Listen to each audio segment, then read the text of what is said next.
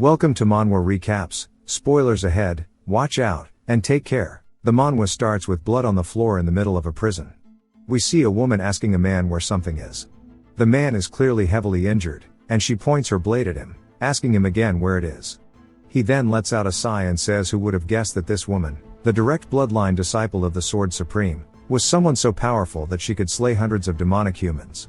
As we see her doing just that, he says that it took her just one attack. Her name is Divine Blade. Why Sola, and she is the one who ended up killing the heavenly demon as we see her piercing their chest with her blade, and then cutting them in half. We learn that the heavenly demon caused the Great Orthodox Demon War. She grabs the man by his shirt, saying that she's sure he knows where the remaining demonic humans went, and if he has even an inkling of guilt, he should tell her. Obviously, the man does know, but he can't speak due to his vocal cords being destroyed. We see a seal on his heart, and he says that this bind stops him from speaking anyway. Sol-Ah begins to cry, saying it's his last chance and that everybody wants him dead, but if he helps, she'll do everything she can to save him. We see her shaking while crying more as she pleads for him to please help. He wonders if it's due to the hatred she has for demonic humans, but says that it's most likely due to the meteor blade Jang Shonian, her fiancé who was kidnapped by the demonic humans. He starts to laugh, saying that's ridiculous, and this woman is stronger than anybody in the world, yet is this anxious because of one man?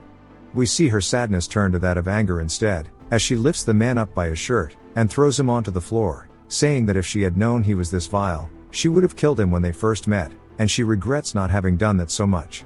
The man wonders when she thinks the first time they met was, saying it's probably different from what he remembers, as we see them when they were kids, and she tried to offer him a potato, and he wonders where things went so wrong.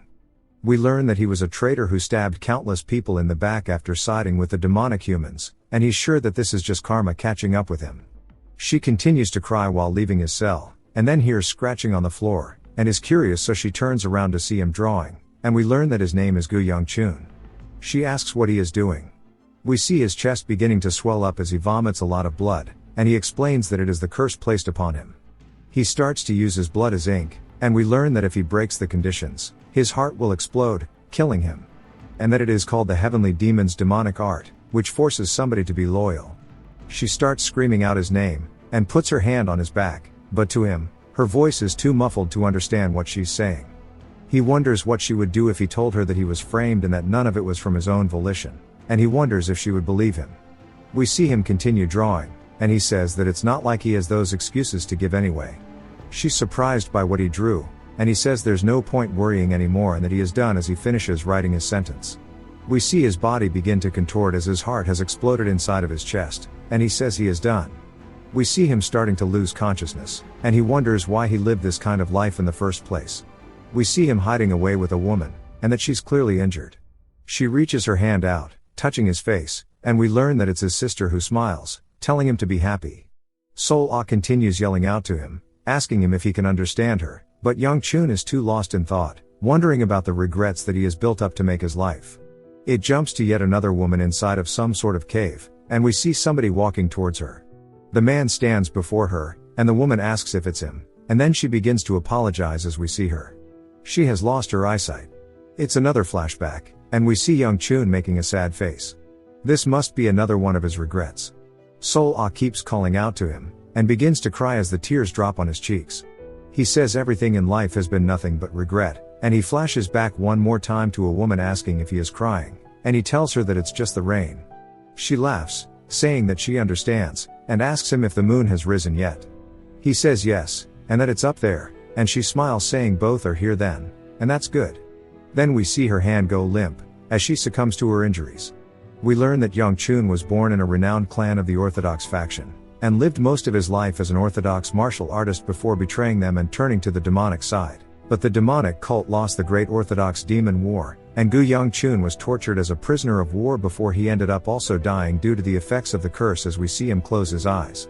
He then starts to hear a little girl asking him if he wants a potato, multiple times, and that it's a little girl trying to give him a steamed potato. Young-chun is completely taken aback. Young-chun says that he's sure he violated the curse, and that his heart had exploded, which caused him to die inside of Sol-Ah's arms. But yet, he feels his heart beating normally, as if nothing happened. Besides that, judging from his small and clean hands, he seems to be much younger, and he says that it must be a dream. And he looks over, wondering why it's the first time that he met Sol Ah. He looks at her potato and wonders what he said the last time. We see that he knocked the potato out of her hands, causing it to get all dirty, and then stomped on it in front of her, asking how dare she get near him, and that she needs to know her place. He sighs, asking why he said that, and smiles, saying that if he's dreaming about this, then he must regret it quite a bit. Sol Ah looks a bit scared, asking if he doesn't like potatoes, but he takes it, smiling, telling her that he'll enjoy it, and then takes a bite out of it, only to burn his tongue, asking why it feels so hot even though it's a dream. Sol Ah laughs and tells him that his face has turned red. We then hear a man calling out to him while running over. He says that he suddenly disappeared, and that he looked all over for him. Young Chun says that it's his bodyguard. He recalls his name being Muyin. Muyin says that he was worried, he thought something had happened, and then sees his tongue all burnt, as well as the steaming potato. He goes to draw his blade, but Young Chun tells him that it's fine, and to give it. Muyin is confused, asking what he's talking about, and Young Chun says to give the honey cookie that he knows he has. Muyin takes it out and gives it to him, saying that it's the last one, and Young Chun asks Sol Ah if she wants it. She's surprised, asking if it's really for her, and he says yes, and he smiles, telling her that he received a delicious potato, yet this is the only thing he can give her, and laughs.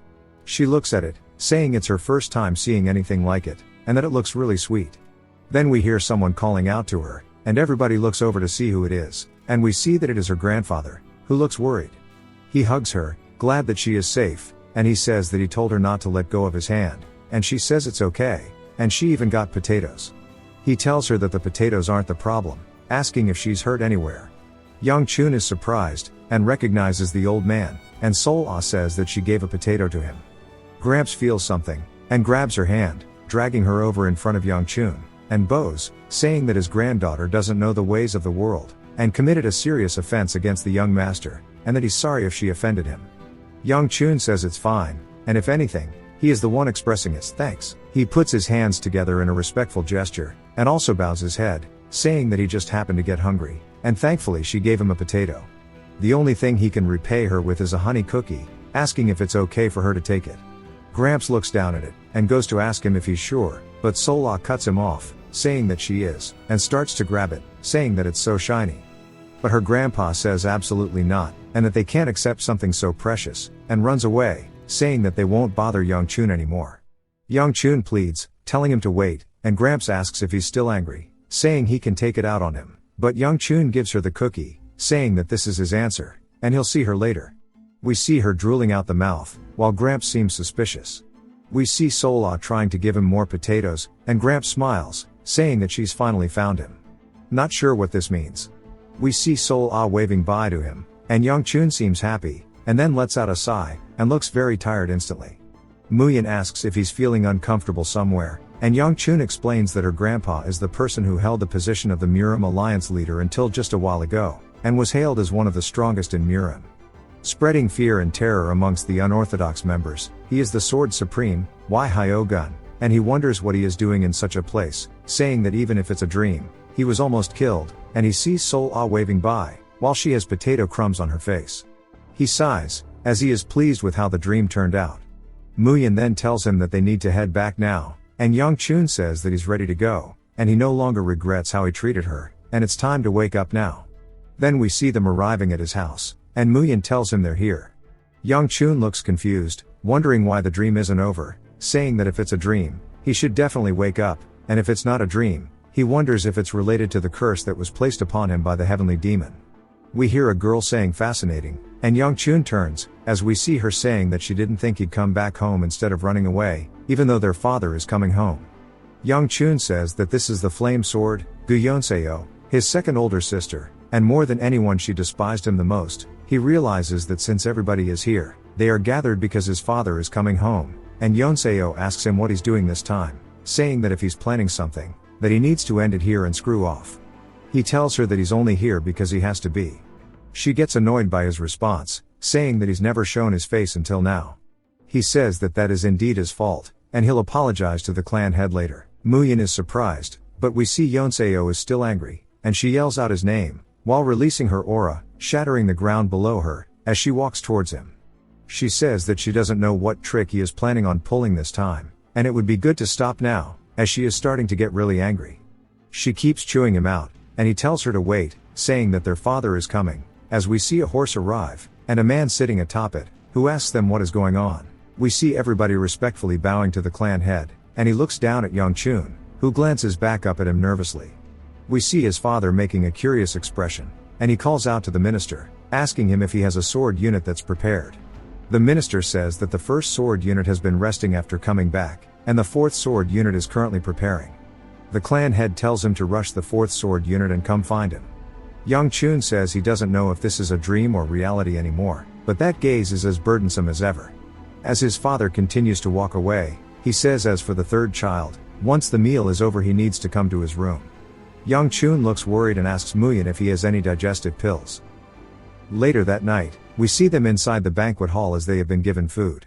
Young Chun says the atmosphere here is the same as ever, and he can't tell whether he's eating through his lips or nose, whatever the hell that means. He says it's uncomfortable enough that he called him separately, so it would be great if somebody could do something about the atmosphere here. His father then calls out to Yonseo, saying that he heard she had an achievement in martial arts, and she smiles, saying yes. She became a 3-star a few days ago.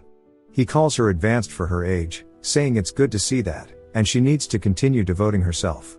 She bows and thanks him, and Young Chun says that it is actually quite impressive. But it makes sense as she is very talented and hardworking and didn't realize that she knew how to smile, saying that she looks better when she is smiling. But he instantly takes it back as she starts mugging him. His father then calls out to him, which surprises him, and says that he heard he went out on the streets. Young Chun says yes. He had something to do, so he briefly went out. His father thinks about something, and then sits up, saying that he will go first and they can finish eating. He says that his father looked like he wanted to say something, and he's sure he will mention it after the meal. A girl then tells Young Chun that the clan head says to rest well today and to come to his room tomorrow instead. Young Chun wonders what's with the change. We see Young Chun glaring out his window, saying that seeing as he still hasn't woken up, it's not a dream, and that this is regression, which he has heard about before. He takes his hand off his face and starts to clench his fist, saying that maybe this means he will be able to kill the heavenly demon first, but realizes that's absurd. Asking how he could kill the heavenly demon when they killed all 3 supremes who were said to be above the heavens. When he thinks about his past life living as a demonic human and all of the bad things he did. Living like a dog. It's no wonder why he has nothing but regrets left inside. But it's not like it was worthless, as he realized so many things from it. If he has been truly reborn, he wants to choose a different life. The heavenly demon will be killed by Sola anyways, and the demonic cult will disappear as well.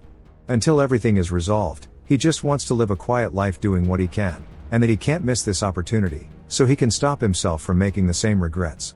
He sighs, saying the first thing he needs to do is start improving. He takes a deep breath, channeling the energy into his core as we see it blaze up.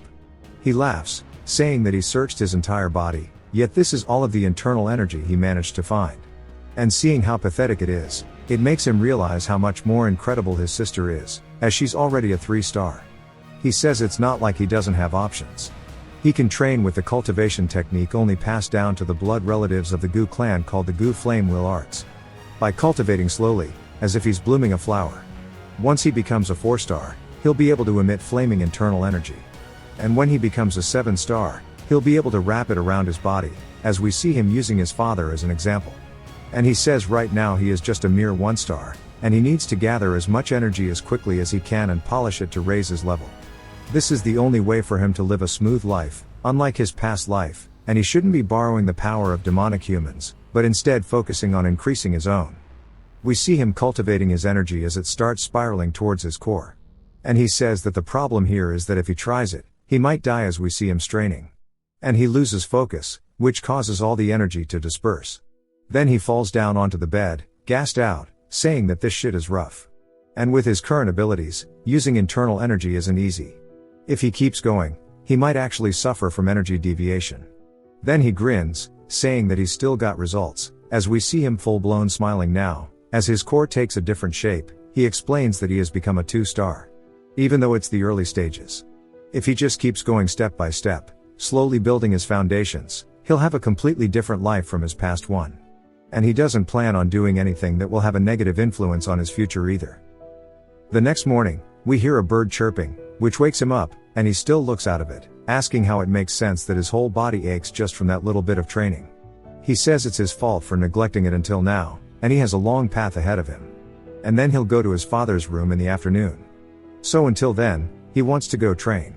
As soon as he opens his door, we see a familiar face on his porch as Sol-Ah waves. Her eyes shine brightly, and she tells him hi. We see some man looking up at the sky as another man asks what he's looking at. The man says that's not a star, wondering if that was there before. As we see a rift open up, the man is surprised. Apparently, this is the typical gate manhwa with dungeons, but inside of a Muram world, which I don't think anybody was expecting. Kinda wild.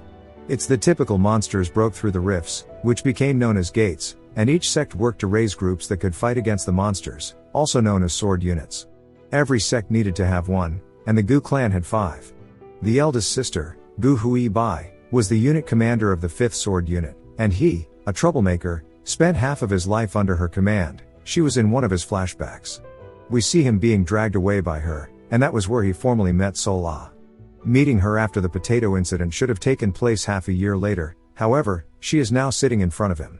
We see he's only halfway out the door, and then he instantly turns around, saying he's gonna go back to sleep.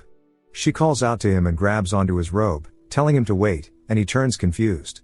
She says it's nice to meet him, and from today onwards, but she gets cut off by her grandpa's hands coming in, knocking her hand off of Young Chun, saying that he already told her that she can't treat the young master like that. Young Chun is confused, and Hyogun tells Sol-Ah to apologize, and she does. He wonders what's going on, and then we see Hyogun bowing to him. He introduces himself as Moon, instead of Hyogun, and Young Chun is confused.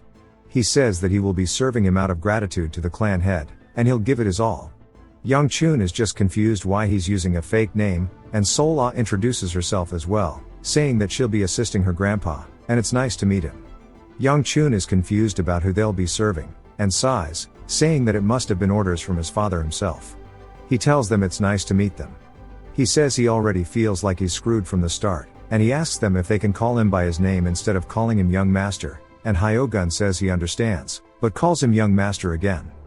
We see Gramps sweeping away, and Young Chun is surprised that he's actually using a broom. Gramps turns around, glancing at him, and gives him a smile.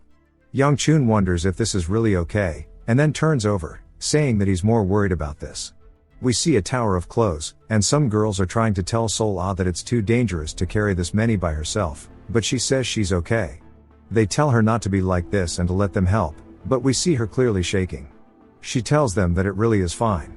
Then somebody spawns in a rock, causing her to trip, and she screams, headbutting the floor, dropping all the clothes. The other girls look like they knew this was going to happen, and then they see her starting to cry. Young Chun wonders how she could be so bad at chores, as we see them comforting her. He says that she has a lot of talent in martial arts, wondering how it's possible that she's so clumsy. He sits up, saying that he has a headache, and we see Sol-Ah running over to him. He looks down to see her teary-eyed, and he tells her that she needs to finish whatever she's working on. She says that she was told to follow him wherever he goes. He asks who said that, and she says her grandpa did. He wonders if this means she is his direct servant, saying that they must have just dumped this role onto her because they didn't want to deal with him. He says that he's still the son of the Gu clan, wondering if it's okay for a personal servant to be decided so randomly. He says that he's okay with Sol-Ah, but her grandpa's pressure is too much. We see his clothes are all messed up, and Young Chun wonders if his father knows about Hyogun's identity, or wonders if he just maybe didn't care because too many servants quit. He says that he'll figure out today when he gets to his dad's room, so he can get to the bottom of what's going on. As he walks away, Sol-Ah tells him to wait. He asks where she thinks she's going, telling her to stay here and finish her other things first. She makes an expression as if she did something wrong, and says okay in a sad tone. We see her grandpa staring at her. Young Chun wonders what to say, but decides to just go, telling her that she needs to finish learning how to do her job. As he leaves, we see her still sad. He calls out to her, telling her that he'll bring her a treat, so she should do her best, and then closes the door. She instantly seems happy since he told her he would give her a treat. We see Gramps sighing, and Young Chun says that was too scary. And that he wasn't close to his dad in his previous life. He wonders what he should say to his father, and he's sure he'll say something first since he was the one who called to him. After he hears what his father has to say, he'll ask him about his servants. We see his father appear behind him, asking what he's waiting for. He screams, saying that scared the shit out of him, and his father tells him to just get inside. Young Chun's soul leaves his body after he realizes he said shit in front of his dad, and that he should have just died back there instead. His father asks if he saw the new servants, and Young Chun says yes, he greeted them this morning. His dad asks what he thinks of them. He says he's grateful that he appointed him a servant, but he's just curious about why. His father takes a sip of his tea, and tells him not to ask yet, and he'll let him know in the future. Young Chun says he understands, and then looks at him nervously, saying that his father must have sent them a servant despite knowing everything, wondering if he agreed to something with Hyogun. His father tells him not to worry about anything else, and focus on heading to the Unified Dragon Assembly tomorrow. Young Chun says okay, and then thinks about it, wondering what the hell that was. And then he realizes, and then he remembers. We see Young Chun telling Muyin to end his life.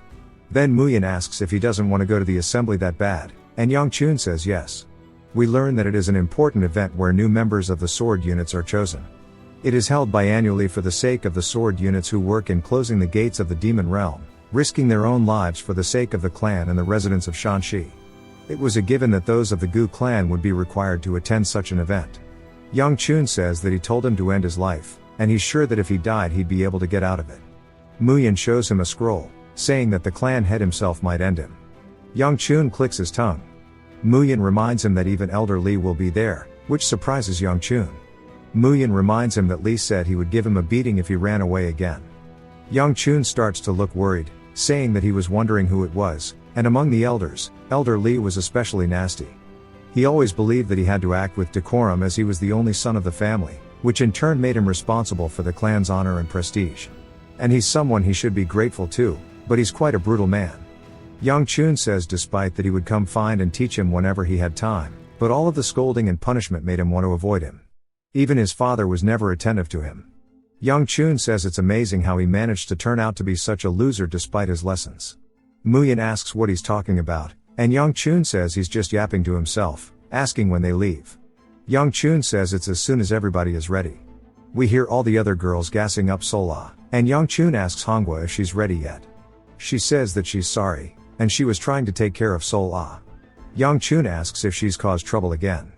She tries to explain it, but they decide that he should just see it for himself. Young Chun is surprised by how different Sola looks compared to normal, and we see her blushing as well. She runs up to him and says that everybody told her that she was really pretty, and he turns away, asking so what, but admits that she is. She then tucks her hair behind her ear, asking if he agrees with him. Bro starts to steam out of his ears and asks everybody what they're waiting for, saying that it's time to go. She repeats it, and he ignores her, saying it's time to go. It jumps to them on a carriage, and she's sticking her head out like a dog, saying that it's cool, and that it's moving really quickly. Hui Bai asks if this is her first time riding one. Sola says yes, and she thought horses were just for eating. She didn't think they could run this fast. Hui Bai asks what she means by the eating part. But the conversation shifts to Young Chun asking where the assembly is going to be held. Muyin says it's going to be held at the Heavenly Exchange. Young Chun says it's the most famous shopping district in Shanxi, and it seems like Elder Li put a lot of effort into this one. Muyin tells him it'll take about 4 hours, saying he should sleep. Young Chun says that it'll be good, and he didn't sleep due to all of his training last night.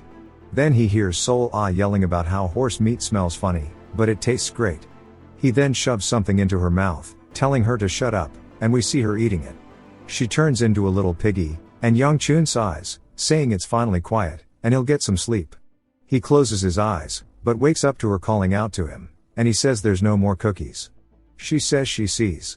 Muyin asks Sol Ah if she told Young Chun they've arrived. Young Chun then raises up and looks out the carriage window to see them. In the middle of the street, he says that he guesses because it's a big festival, and there's a lot of people here. We hear a man saying that he must be tired from his long journey, and he introduces himself as Chun Ischil, the vice merchant head of the Heavenly Exchange, saying it's an honor to meet him. Young Chun also introduces himself, saying likewise. Ischil says that the first day here went by smoothly thanks to Elder Li and Miss Gu's efforts, and he's sure that Young Chun's tired, so he'll guide him to his room. Young Chun wonders if he's talking about Yonseo, saying that hopefully he doesn't come across her. He takes him to his room. Young Chun says that would be a big worry. And then we see right in front of him in the hallway is none other than Yonseo, and she clicks her tongue while making an angry face at him. He greets her. She tells him not to be so casual, and he'll piss her off. She says that she doesn't think he'll cause trouble here at the assembly, and that he needs to get rid of any funny ideas he has. There's nothing more dangerous than shaming the family name. Young Chun tells her he wants to be as quiet as a mouse, and she doesn't need to worry about him. She gets angry, saying she wasn't worried about him in the first place, and then she spots Sola beside him, and she instantly hides while looking afraid. She sighs, saying that she guesses old habits never die, asking if he's going to act like he usually does here too. And he asks what she's talking about. She says that she thought he had changed, but she guesses that's not the case, and she slams her door. Young Chun wonders what's wrong with her, and Ischil says they can keep going. Young Chun apologizes for what happened. Ischil laughs, saying not to be, and he knows brothers and sisters fight all the time, and that he'll take him to his room. Young Chun asks if they can go somewhere else first. We see them at the stadium where the assembly is going to be held, and it is quite large. Sol-ah is surprised, saying that she's never seen something like this before. Young Chun laughs, saying that while he did hear that the merchants value each other's financial power through how much money they dump in festivals, this is way too much. Today is celebrating the sword units and their incredible efforts, and duels will be held to pick new members tomorrow. And it's nice that those of the bloodline don't have to participate, and that he only has to come here to watch. As we see someone appear behind him, Young Chun says that surely nothing would happen if he just wants to lay low, but plot convenience won't allow that. We hear Elder Lee saying that he's surprised Young Chun didn't run this time. Then he turns to see him reaching towards his face. Young Chun realizes that he needs to block, so he puts his guard up, but instead, Lee gently taps his head and laughs, asking him what's wrong, saying that he always used to run whenever he saw him. Young Chun says that someone said they would fold his ass like a lawn chair if he didn't show up, and Lee asks who would say something so cruel. Young Chun says he would. Lee pats his head, asking if he's talking back now. Young Chun says that Lee has always had a strange fixation on him, probably due to the fact he's the only son in the Gu family. We see Sol-ah amazed, and she calls him a bear, saying that bears are delicious and so are horses. She goes to say bears are so tender, and she gets cut off as she sees Lee glaring at her. She starts to stutter, saying tender and tendies. His glare gets worse, and she starts to mumble rap, saying tendies. Young Chun says that shit was fire and warns Lee that he's scaring her. Then Lee asks if she is his concubine. He asks why he would ask that, saying she's clearly a servant. Lee clicks his tongue, saying that he doesn't need to be embarrassed, and that since tomorrow is the assembly, even though he's a spectator, he should go to bed now because he still needs to take part. We see Sol-ah has run far away, saying they need to get out of here before he eats them. Young Chun tells Lee good night, then Lee calls out to him, reminding him that if he leaves, he'll go after him. Sol-ah asks if Lee is going to eat him, and he jokingly says that he's going to strangle Sol-ah first, and she screams. Lee says it's just as he had thought, and that there is something special about Young Chun. The next day, it is finally time for the assembly, and we see a lot of people waiting in line. Young Chun says that he thought the assembly would start early in the morning, but looking at the line, it's going to have to wait until lunch.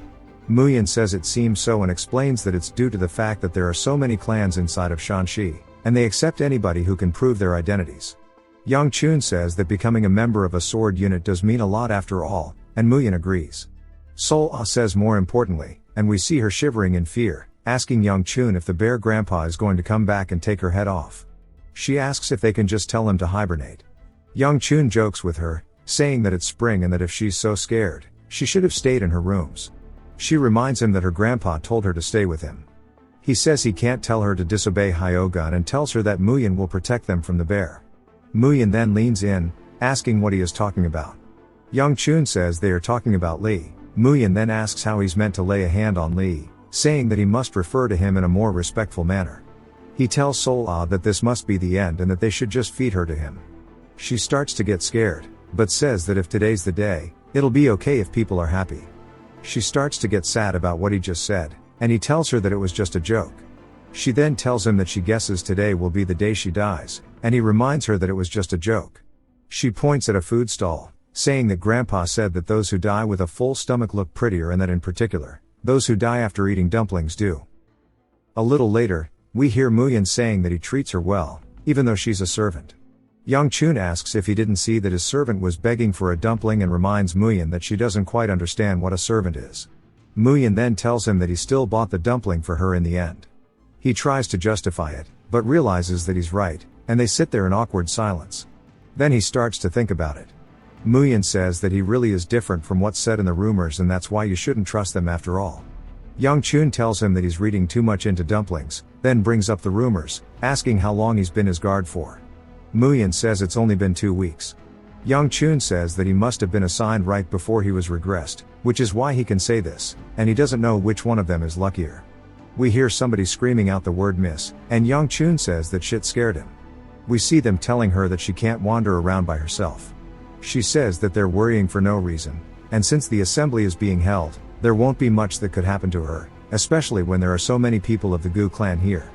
Young Chun says the voice is familiar, wondering if it's who he thinks it is, and the person says that's exactly why they are worried.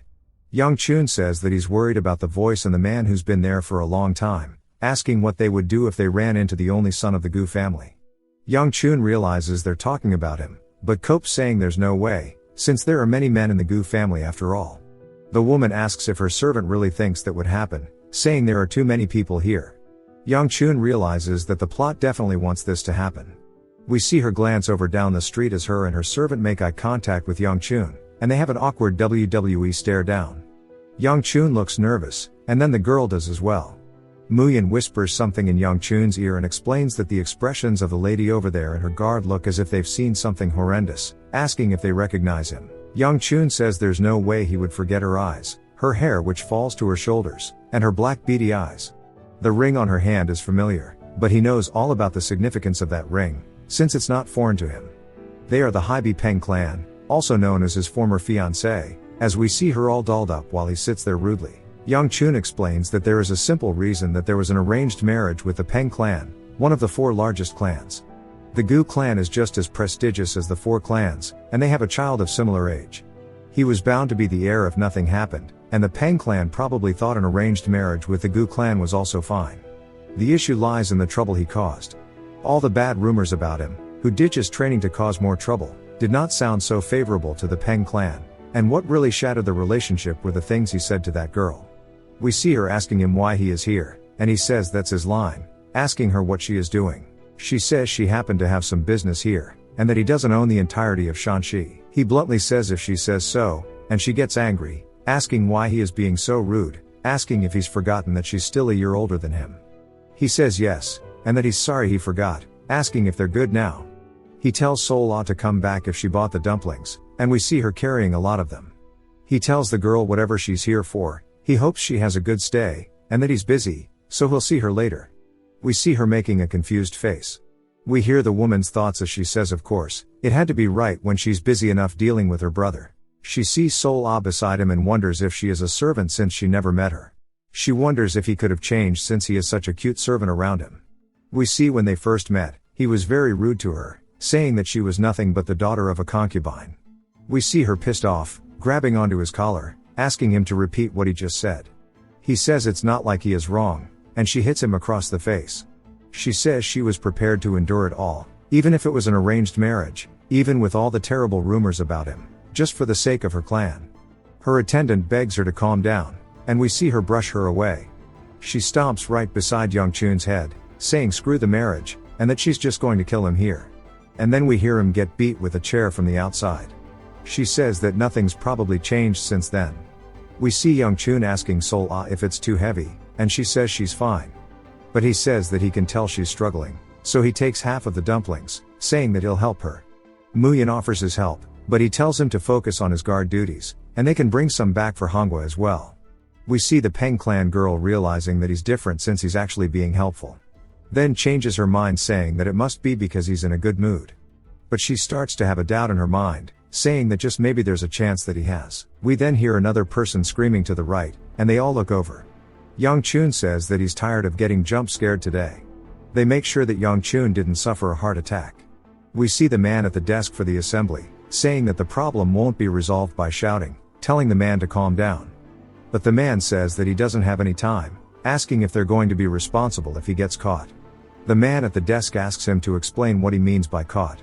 Then awkward silence ensues, as everybody sits there and wonders what the guy is talking about. The guy then says he never said that, asking if he is joking with him. Muyan says they should help, and Young Chun asks if they have too, saying that anybody can participate in the assembly. Obviously, only if they prove their identity. Muyan says he was talking about if they should allow him to keep continuing his scene. Young Chun says that squabbling over the assembly entry is no rare sight, and the martial artist of the Gu clan on standby will take care of it. We see one of them lean in close to the man, telling him to stop here. We see a familiar ring on the man's finger as he grabs onto the martial artist, and then stomps the floor as he starts judo, throwing him straight down into the ground. The man behind the desk asks him what he thinks he is doing. We see the man saying that he has proved his skill, asking if he can participate now. The man behind the desk says of course not after doing such a thing. Young Chun then watches in silence, and Muyin suggests they help now. We see Sola pogging out of her gourd over the fight. Young Chun turns, saying it's time to go, and Muyin asks if they are really just going to leave this. Young Chun says he doesn't want to get caught up in this, and it would be better to leave, as they will take care of it on their own. We see the man behind the desk yelling, saying that the man can't have everything that he wants, and that they have their own regulations. He cannot enter if he can't be identified. The man continues saying that his skill is evidence. Then Desk Bro says that is an even bigger problem. The man starts to get angry, raising his voice extremely loud, asking if they are disrespecting the young clan head of the Peng family right now. Young Chun turns his head, and so does the girl from earlier. Young Chun wonders why he is causing such a scene. Sol Ah is paying no attention to it. It flashbacks us to the Peng clan estate in winter. We see the sister asking her brother what he's doing here, and he says that he's been warming himself up by the fire because it's cold, and since he was sitting here, he decided to roast some sweet potatoes. She says that she won't ask why he's doing this in front of her room, but asks what he plans to do with that plaque in his hand. He says that the sweet potato was taking too long to cook, so he thought he'd use it to get the fire going. We see him get smacked in the head, and he asks why she did that. She says that he deserved it. She asks him if he knows what he's holding in his hand right now, and he just tells her it's firewood. She reminds him that it's the plaque of the Peng clan from their father, and it was a reward for graduating at the top of his class and for becoming the youngest successor in history. She says that surely he knows what he can do with that plaque, and he tells her that he can use it to make the fire stronger. She hits him again, telling him that he needs to act more like his successor. He looks a bit sad, saying right, and we see that she's worried about her brother, and tells him that she doesn't know what he's thinking sometimes. He has all the skills and talent despite being young and was even chosen to be the successor. He looks so dissatisfied. He laughs, saying not even close, and it's just that he wants to see more of the world, and she asks him why he doesn't just do that. We see her eating this sweet potato. He's surprised as he never thought about this, and then we see a note as he says that he's going to go out for a bit. We see her crush the paper out of anger, saying it seems like her brother thinks a bit means 4 months. Her servant says that the beggar sect has news for her, and she asks where it is. The servant tells her Shanxi, and she wonders why her brother would go so far. Back to the present. We see her brother asking them why he can't, saying that he showed them everything that he can, and that he really wants to attend the assembly. Deskman tells him that they're not in a position to let him in, and the brother continues, saying he doesn't have the time, asking if he has to show him the Dark Knight blade for him to believe him. Muyin asks if he heard that. Young Chun says that's the exclusive technique of the direct bloodline of the Peng clan. Young Chun decides that it's best for him to get out of here, and he goes to turn. But we see Lee walking in, putting his hand on his face, calling out to the brother, saying that since he brought up the dark blade, it means that he's not a fraud, and tells them that he definitely seems skilled enough, so to let him participate. They are all surprised. The brother introduces himself as Peng Wujin, the successor of the Peng clan, and says it's an honor to meet the pure flame fist of the Gu clan. Lee laughs, saying he hasn't heard that name in quite a while, and that he can participate, not to worry. The deskman tries to tell Lee that they can't confirm whether he's the successor or not. Lee says he's pretty sure he is. The man asks how, and Lee says he looks exactly like his father does, and look at how built he is, as that is the physique of the Peng clan. He says that the ring on his finger is also enough to prove his identity. We learn that the little sister's name is Ahui, and Young Chun recognizes the ring, saying she has the exact same one. Lee asks Wujin to tell them the real reason that he wants to participate in the competition when its purpose is to choose new members for their sword units. Wujin says that it's no fun in the Peng clan. Lee begins to laugh, saying that's not a bad reason at all, asking if he got permission from his family. Wujin laughs, saying that he didn't think they would allow it, so he just ran away from home. Lee starts to cry while laughing and speaks enchantment table, asking Young Chun if he heard that. He asks him how old he is, and we learn that Wujin is 23 this year. Lee says that the clan has raised quite a monster, and he glances over at Young Chun, saying he wishes their little idiot would learn from him. Muyin and Sola both start telling him that he caught a stray, and he tells them to shut up as he can hear. Yang Chun says if he really is Woojin, then it's true that he's a monster. Not far from now he will receive the title Blade Emperor. Yang Chun then says that the sister was here too and wonders why. Then we see Hui running in, calling out to her brother. He smiles, saying look at who it is, only to be greeted by a lethal kick to the face as we see him bounce along the entrance to the assembly hall. Pretty sure bro is dead. We see her getting really angry, saying that he claims the title of successor, yet runs away from home with just a note. He tries to plead with her to listen, and she asks him what he has to say. He sits there for a second because he didn't think he'd get this far, and he begs her to spare him. She starts committing a straight war crime in front of Yang Chun and Lee. Yang Chun suggests they stop her from catching a case, and Lee says he's enjoying it. Woojin starts to scream, asking Lee to help him. Yang Chun asks if he's sure he's not going to step in, and Lee says maybe he should. He tells Hui that she's going to kill him. She glares, asking who dares intervene, only to see Lee standing there. She instantly pulls a 180, leaving behind Woojin's meatwad of a corpse, and apologizes for the late introduction. She's sorry he had to witness such a thing, and he says he enjoyed meeting somebody as funny as Woojin. Hui says she will not forget this incident, and she will be sure to compensate him for this, as they will be leaving now. Woojin says he doesn't plan to leave, and she asks if he didn't get beat up enough. We see him making a serious face, saying he's not joking right now. She realizes that he's for real and asks why. He tells her that the Peng clan is no fun. She asks him if the Gu clan is more enjoyable, and he says he's not sure but probably. She tells him that he needs to grow up and act like the successor. He says that's why he wants to have fun before he becomes the clan head. The only way to avoid becoming the clan head is to become crippled or to die, but he doesn't want to do either of those. He doesn't want to become the clan head in the first place, but other than her and him, everyone else is just beasts wearing their names. So he will definitely become the head as he can't have her do it. Which is why he accepted their position in the first place, even though he didn't want to do it. Yang Chun asks Lee if he's really going to let Woojin attend, saying he doesn't think it's a good idea to get involved in this. Lee says that he would like to let him in, but considering the situation, he's not too sure. He then suggests a solution, saying that he will let him participate if he wins against him. Hui asks what kind of nonsense that is, and even Yang Chun asks if he's lost his mind. Lee says just 10 moves to decide who wins, asking if Woojin thinks that's really all. Lee says that he's never lied and goes to explain the rules. We then hear Hui telling her assistant Yobi to get her brother. As they are talking, we see Woojin move at lightning fast speed, leaving nothing but a trail behind him. As we see him take Yobi's sword out from the sheath and start to get closer behind Lee, we see him coming in from the top rope with a sneak attack. Lee laughs, which catches Woojin off guard, and then tells him that he's impatient, as we see him about to get greeted with absolute death. It then takes a sudden jump to the middle of the night as we hear a man saying that everybody's been waiting long enough, and it's time for the long-awaited battle between the two stars who will lead the future of the Gu clan. We see his sister, Yeonseo, get introduced to the crowd, and she's very happy. Then it jumps to Yang Chun who gets introduced, and he wonders why he's even here and why it has to be his sister. It jumps back to Woojin getting absolutely mollywopped by Lee. As the punch sends him scraping along the floor, knocking him hella far back. We see Lee exhale and then smile, saying that he won. Yang Chun reminds him that he's only meant to dodge, and Lee asks when he said that. Saying that it was a sparring match they both agreed to, and that he controlled his strength enough that he'll wake up soon. Yang Chun reminds him that he has nothing to do with this when the Peng clan comes knocking. Lee tells him to put his worries to rest, as he won't die alone. Jokingly saying that he'll rat him out. Then he calls out to Hui, saying that he had nothing to do with this, and it was all on Lee's own accord. She tells him that she doesn't mind, and it's a relief that Woojin is on the floor. And who knows what type of trouble he would have caused, which must be why he asked for a fight. Lee laughs, asking if she truly thinks that's the case, saying he just did that because he was bored.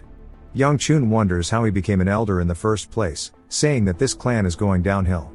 Sol Ah then starts to tug on Yang Chun's shirt. He thinks that she's afraid of Lee and says that they can leave. But she says that's not it. Then she starts imitating his punches, making some straight comic book sounds. Yang Chun says that her expressions are so honest, and he wonders how she ended up saving the world. Lee laughs at her, saying that she has a better eye than Yang Chun does and she'll give him a present. She wonders what it is, and then we see him pull out a honey cookie, and she starts going crazy, saying that she knew she liked him from the start. This is straight cap. Lee then asks Young Chun if he's disappointed that he only gave a present to his servant, saying that that must mean he has to give him a gift too. Young Chun tells him that he doesn't like sweets, and Lee says after the assembly, he is going to take part in an exhibition match. We see them both in the arena. Now we understand why they are here, and she asks him if he's not going to use his sword. He's confused, wondering if he used a sword when he was a child, and he explains that the Gu Flame Will arts can be utilized with a variety of weapons and is known to be especially effective with the sword or the fist. In the end, he realized that using his fist worked the best for him, and he quit using the sword, and he wonders if that'd make him look weird now. She then shrugs her shoulder, saying that she doesn't really care whether he uses a weapon or not. He says her personality is as nasty as always, and she starts to smile, saying that she can't explain how happy she is to have the opportunity. He asks what opportunity she's talking about. We see her pointing at him while blushing, saying that it's a legitimate chance to beat up her little brother. Furthermore, it's in front of so many people as well. He then looks a bit annoyed, wondering why Lee did this in the first place. It flashbacks to him asking Lee why he has to participate in this, especially against his sister. Lee tells him to calm down, saying that he doesn't want people to go home thinking that their clan is boring. Young Chun sighs, calling him a crazy geezer, saying he can see it all over his face that he'd just think it'd be funny if he lost, but he'll just surrender midway. Lee says if he does think about giving up, he knows what'll happen to him as he points to Woojin on the floor. Young Chun asks if he really wants to watch him get beat up that bad, especially in front of so many people. Lee glares down at him, asking him if he's really planning on losing. Young Chun explains in his mind it's not really a bad thing. He doesn't want to waste his once-in-a-lifetime chance to restart. He doesn't even want to waste the energy on a fight that never happened in his previous life. He goes to say something else but snaps out of his thoughts as she calls out to him, and we see her beginning to release her aura as she's frustrated that he's going to become the clan head just because he's a man, and that is the main reason she despises him. The announcer says to begin, and we see her dashing off the floor in a zigzag pattern going straight for Young Chun. He sidesteps the attack, and we see her coming in for a second. As she swings at his head, he ducks below it.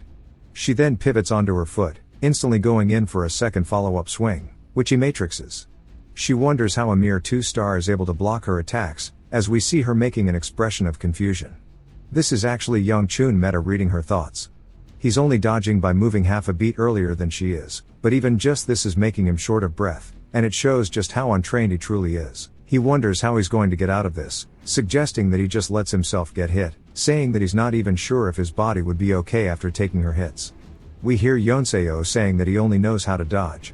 Then she instantly closes in the gap, and then she grabs him by the robe. She goes to swing at him again, but we see him dodge the attack. He then starts to slip out of his robe as she strikes down exactly where he was standing. He tells her that if she swings with such obvious intent, it would only make it easier to dodge, asking if she can stop. He wonders just why she's so angry and how much murderous intent she has in the first place. She says that she forced herself to accept that she'd never be the clan head as a woman, despite working herself to death.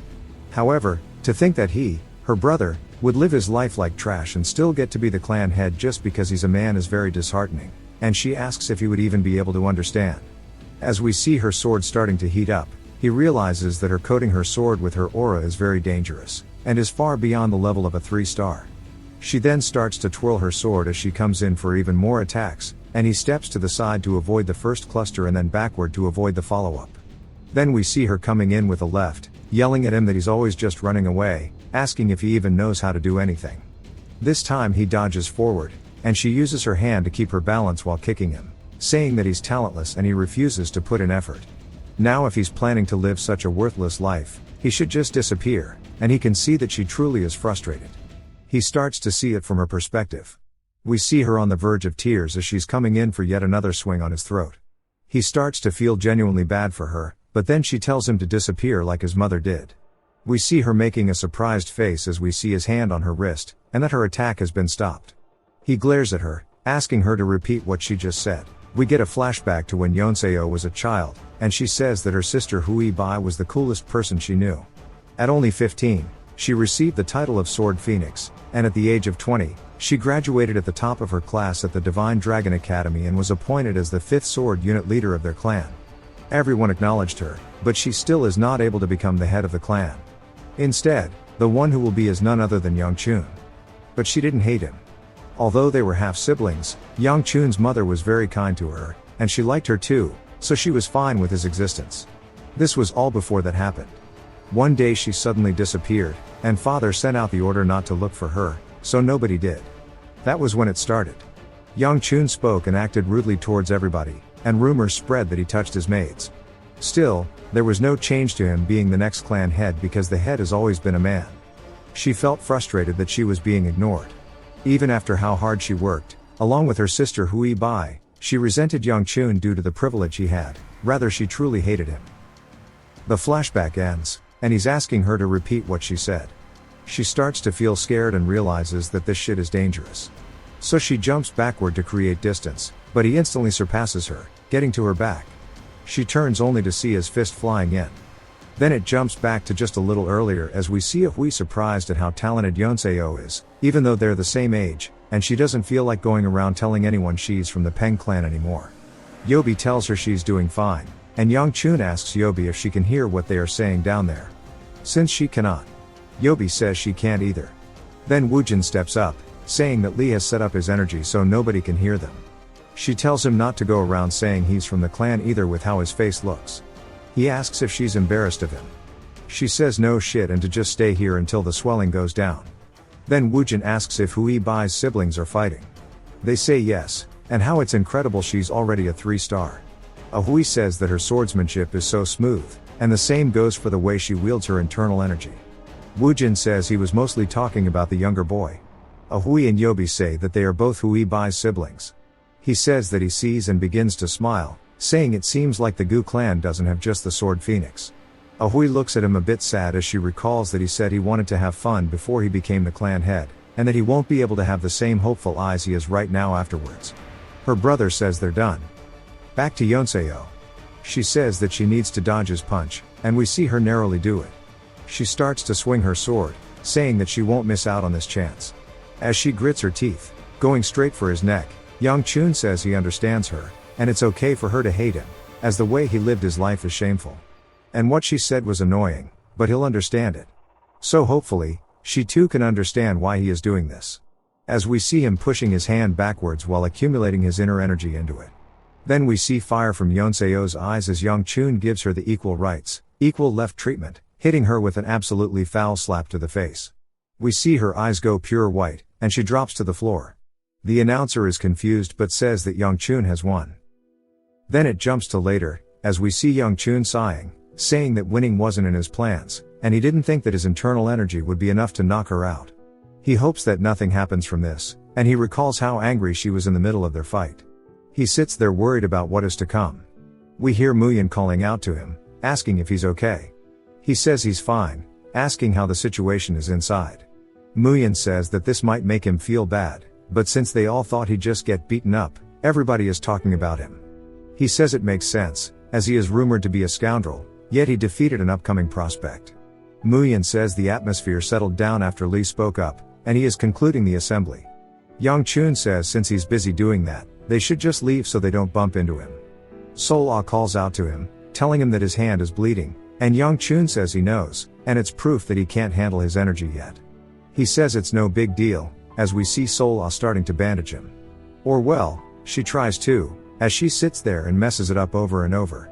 She begins to cry, saying that she can't do it properly, and she's sorry. Young Chun is surprised, and then we see Woojin getting in close, saying he doesn't like seeing him get hurt either. Young Chun tells him to learn to read the room and swears at him. Woojin goes to ask him what he just said, but Young Chun instantly covers it up by introducing himself.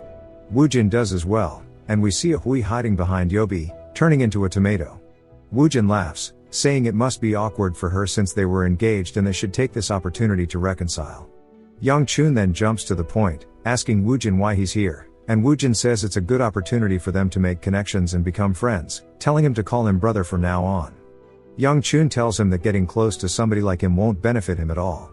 Woojin says that he thought the Gu family only had Hui Bai, and he didn't expect such a hidden talent. Young Chun wonders why he's talking to him so informally and says that based on how he's speaking about his sister, he must know her. Woojin says of course, and they're super close, but he doesn't know what she thinks of him. Young Chun says that just means they aren't close then. Woojin then continues this awkward conversation, but then tells him that since it's late, he'll get going. Young Chun then sees that Hui hasn't left yet, asking her what she needs to say. She says that the day they broke off their engagement, she was mean for hitting him with a chair, and she goes to say sorry, but he cuts her off by saying it first. He says he went too far, and he was very immature, and he definitely did something worthy of getting hit, so she doesn't need to apologize. She lets out a big smile while telling him okay and tells him not to lose what her brother gave him. He wonders what she's talking about, and then looks to see the Peng family plaque in his robe. Ahui says goodbye as she leaves him standing there. He watches, saying there are still many things left that he needs to fix in this life, but it's gonna take baby steps. We see the carriage heading back home, and Sol-ah is sleeping on Hongwa, while Young Chun looks out the window, saying that no matter how much he thinks about it, he doesn't remember sparring Yeonseo in his previous life, much less winning against her.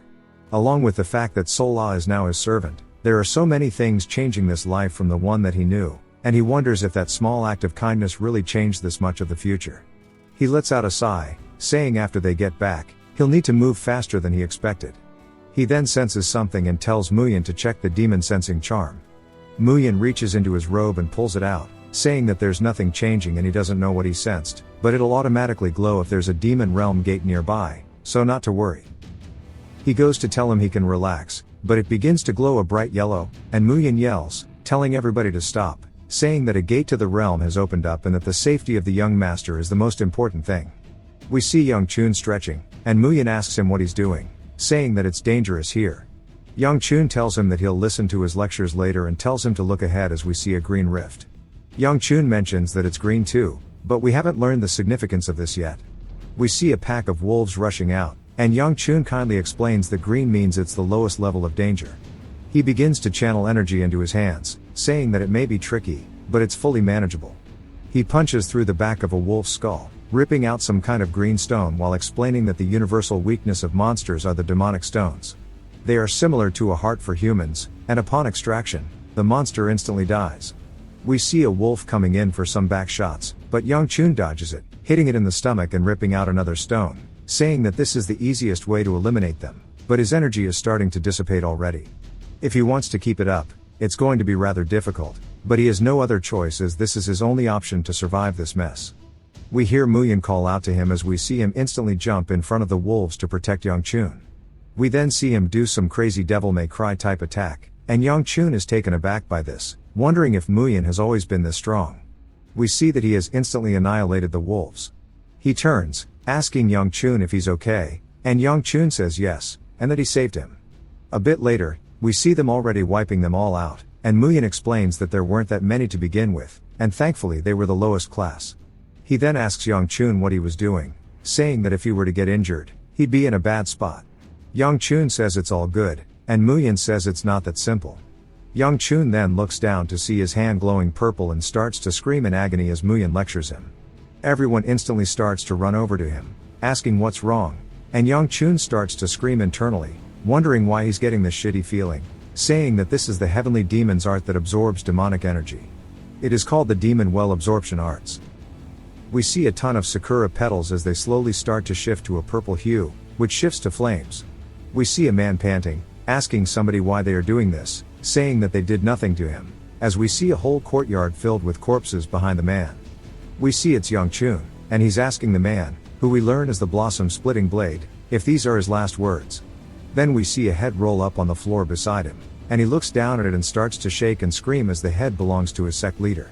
Then we see a giant shadow loom over them as we hear somebody saying that the blossom wasn't actually terrible, and we see them riding on a dragon.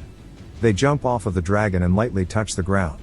They approach Young Chun, saying that it was nowhere near enough to satisfy them. That being said, they were able to get some shallow amount of joy from it. They tell Young Chun to raise his head. Flashback ends, and we see the demonic energy slowly starting to get entangled with his own energy. Young Chun is confused by this, wondering if the flame will art is purifying the demonic energy, and then says rather it's consuming it, and that this never happened in his previous life. We see Muyin and Sol-ah calling out to him as he wakes up, asking him if he's okay. He says yes, and that it was nothing much, and he guessed he was more hurt from sparring than he thought. Muyin tells him that he'll find a doctor to check up on him.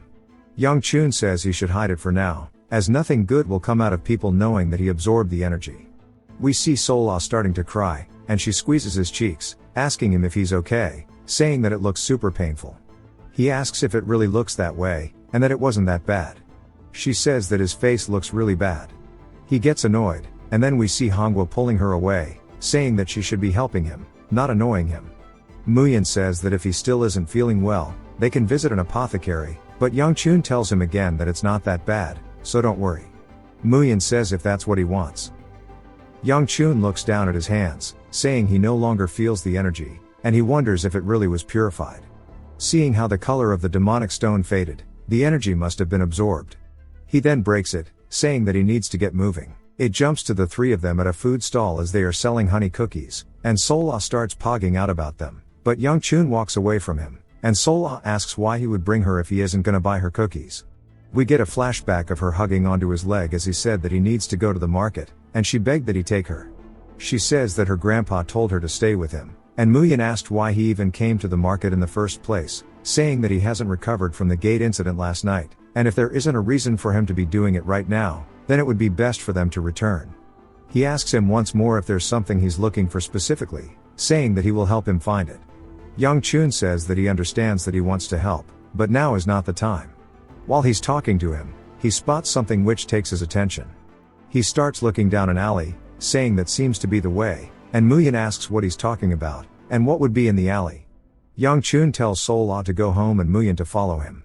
Sola asks why, and Yongchun says that she should just go back and let the other servants know that he'll be home in the afternoon. She starts to say that her grandpa told him to stay here, and he tells her that he'll give her 10 cookies if she goes home right now. She says that he needs to add dumplings too, and he says of course while sticking his hand out. She sticks hers out, and they shake on that shit. Yongchun says that it's time to get going, and Muyin asks where they were going in the first place. Yongchun tells him that he'll find out. As they walk down the alley, he looks around saying it's somewhere around here. Muyin warns him that this area is dangerous, but he says he knows, and then spots something saying that he found it as we see a grotty-ass building. Yongchun says that he was worried that it wouldn't be here, and Muyin starts asking him again why they're even here. Yongchun asks if he feels like there's something off about it, and Muyin says yes, rather than the appearance, he's getting a bad feeling from the building itself. Yongchun says that he has some keen senses, and then he opens the door. We hear some people talking, and they ask who the brat is. They say that he probably just took a wrong turn, but then they spot Muyin and his sword. They start to wonder if they should just kill him here. Muyin looks apprehensive and reaches for his blade, then a man begins to walk forward with a candle, calling out to them saying that this isn't a peaceful area to be poking into, asking Yongchun why he brought him all the way here. He says that he's here as a customer. The man laughs, saying it seems like the kid has an attitude, and he thinks he can fix it by cutting off his tongue. Muyin shouts at them, but Yongchun tells him to back down for a bit. Yongchun says surely they all recognize who he is from the moment he stepped foot in here, asking if they're aware that the Gu clan will wipe the area clean.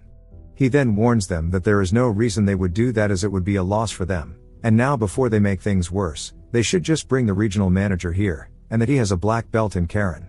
The man with the candle says regional manager in a mocking tone, saying that he doesn't know where he learned this shit from, but he's lacking a ton of something called respect.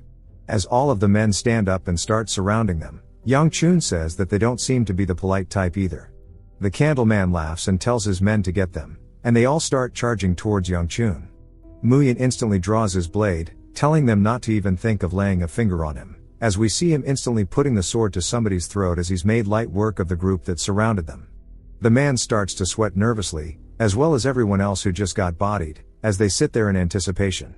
The man with the candle realizes it's a bad situation but says that he is still the heir of the Gu clan after all, and he also half expected some crazy bodyguard to be attached to him. But he can't bring a kid like this to the regional manager either. He starts to wonder what to do, and then somebody opens the door behind him saying that the regional manager has something to say. The candleman starts to think that he's screwed if that is what the manager said. As they start to talk, Yongchun watches, saying that they are clearly plotting something, and he has no choice. He tells Muyin to go ahead and clean this up, but before he finishes his sentence, the candleman tells him that he can sheath his sword as the regional manager wants to meet him. Yongchun clicks his tongue, saying that they should have said that earlier, and tells Muyin to sheath his blade. Yongchun then says it's time to go. Muyin runs up to him, telling him to wait, saying he doesn't understand what's going on. Yongchun says that it's not a big deal, and he was planning to go to the beggar sect, but there were a few problems. The beggar sect were able to secure a spot among the 10 largest sects due to the information they possessed alone. However, Since they are still part of the Orthodox sect, they do not take jobs that would cause trouble. The request he needs is a little problematic, so he has to go somewhere else. If the beggar sect is the best of the Orthodox sects in regards to obtaining information, this is the place for the unorthodox sect, the house sect, and that is why he has come here. As they go deeper into the building, we see them get to the bottom. Someone welcomes them, introducing themselves as the Shanxi branch leader, Do Wonchu. They say that they weren't expecting someone like him to visit and they apologize for coming out aggressively. Yang Chun says it's fine, asking if they'll accept his commission. Wonchu says that he's curious why he didn't go to the beggar sect, but rather to them, part of the unorthodox sect. Yang Chun says that he came because this is a commission that the beggar sect can't do, and it's something that only the house sect can handle, asking why they keep needing to verify it. Wonchu apologizes, saying they didn't mean to make him feel uncomfortable, but due to his last name, they have no choice but to be careful, hoping he understands.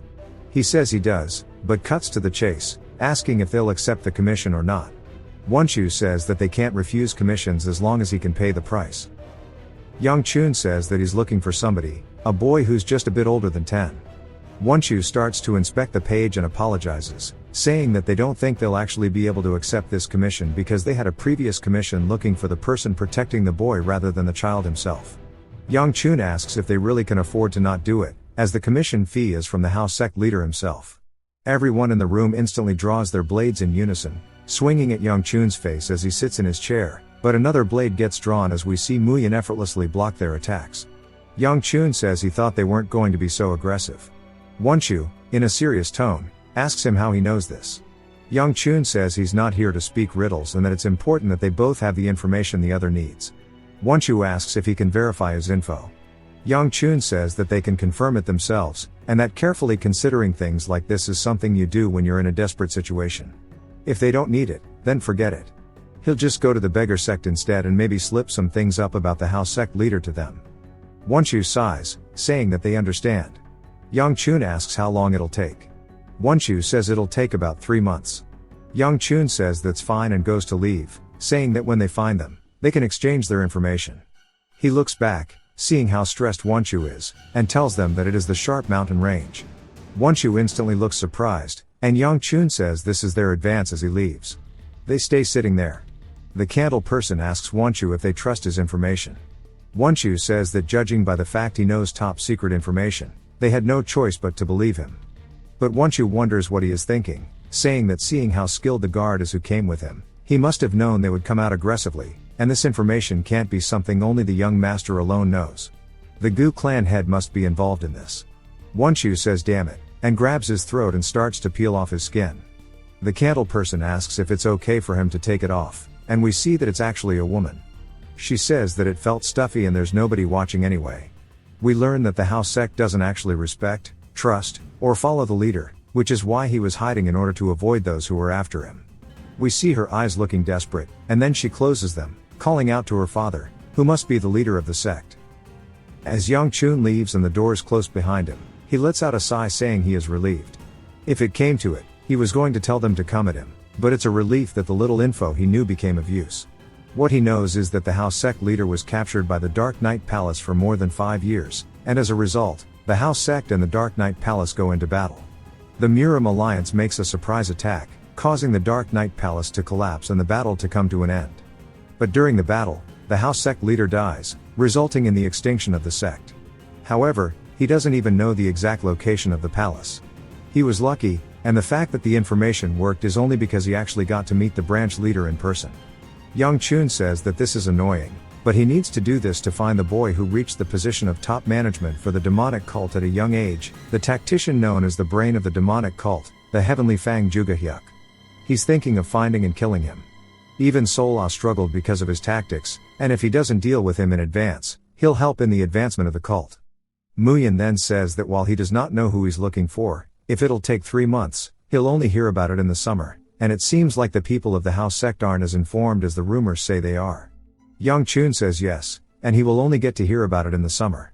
He then thinks about something, wondering why he only just thought of this now, saying that it's around this time that the Jinchuan Yun clan's secret chamber, operated by the First Merchant Association, was discovered. There are countless riches stacked within there, and while all that is nice, they aren't as important as these priceless spiritual pills. A character who rose to a high stage through the power of these pills would become a demonic human later on, which was a huge source of strength for the heavenly demon. Juga Hyuk is also an issue, but so is the chamber. Even if he wants to prevent that, the chamber is still in Sichuan, which is very far away.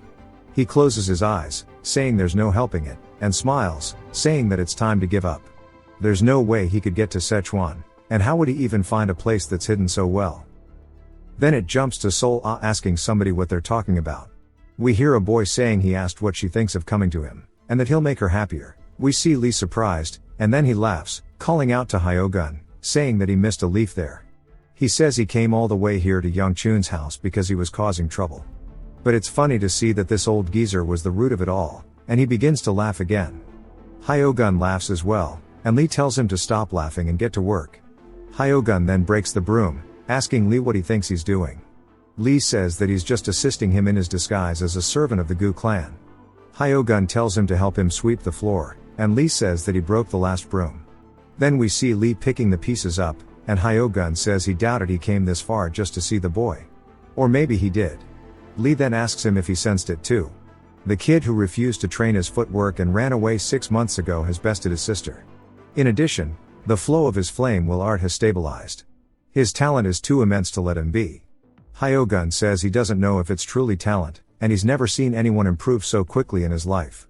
There must be something about that child, and that the first elder will not stay put if he finds out, and he might already be on the move.